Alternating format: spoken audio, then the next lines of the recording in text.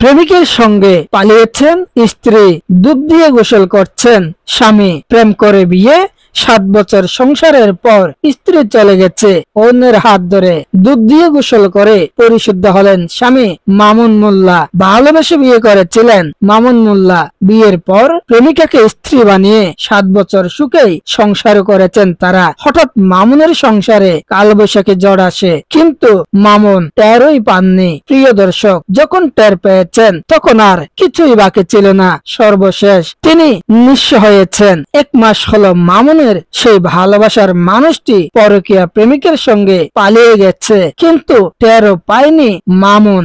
দীর্ঘদিন অপেক্ষায় থাকার পরও তিনি আর ফিরে আসেনি। এ ঘটনার পরও 1 মাস স্ত্রীর অপেক্ষায় ছিলেন মামুন নিজেই, কিন্তু আর দেখা পাননি তার স্ত্রীর, কিন্তু ফিরে আসেননি স্ত্রী।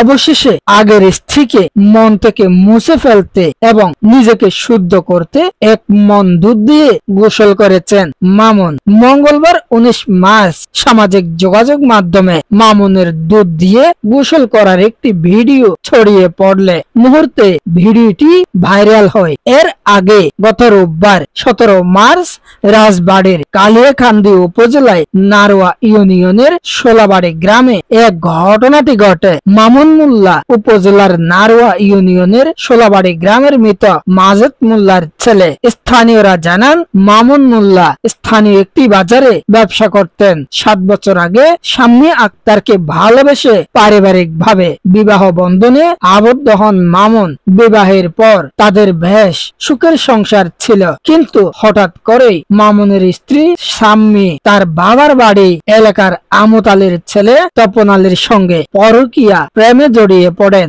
মামুন মোল্লা বলেন, আমি আমার স্ত্রীর কোনো কিছুর অভাব রাখিনি, কিন্তু সে আমার সঙ্গে প্রতারণা করে পরকীয়া প্রেম করেছে।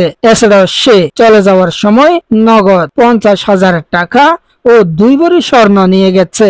দুধ দিয়ে গোসল করার কারণ জানতে চাইলে তিনি বলেন, আমি দুধ দিয়ে গোসল করে নিজেকে শুদ্ধ করেছি। এ ব্যাপারে স্থানীয় ইউপি সদস্য জনাব আলী বলেছেন, মামুন মোল্লার বাড়ি আমার বাড়ির পাশে। সে ভালোবেসে 7 বছর আগে নবাবপুর ইউনিয়নের শাম্মী আক্তার নামের এক মেয়েকে বিয়ে করেন, কিন্তু তার স্ত্রী পরকীয়া করে আরেকজনের সঙ্গে চলে যাওয়ায় গত রোববার 1 মণ দুধ দিয়ে গোসল করেন সে।